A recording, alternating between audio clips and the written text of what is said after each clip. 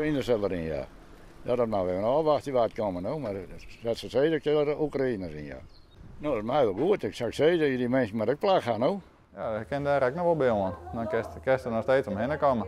Waar ben we nou? We staan in een voormalige rietzaal van de gemeentehuis in Verwert.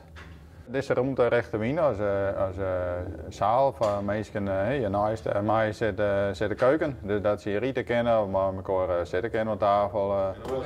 Voor die ook nog even zo'n een hendelkraan. Ja. We maken deze locatie klaar voor een opvang van 30 tot 34 vluchtelingen. En de ondernemer en installateur zijn ook bezig om het gebouw geschikt te maken. Het gemeentehuis, de kantoorfunctie, en nu maken we nou een wenfunctie daar. Dat betekent dat er doucherij komen moet. We moeten eten sieren kennen voor de mensen. En wanneer verwacht je hem dat de eerste mensen uit Oekraïne hier te lonen kennen? Ja, als ik zei, dat zijn nog wel even een paar weken doorrie. Want het dak zit nog net helemaal vol. Het gebouw in Dante met en dan is het maar de vraag van hoeveel verlet is er op dat tijd van opvang. Maar zodra wij klaar zijn met het gebouw, dan kunnen wij het ommelden.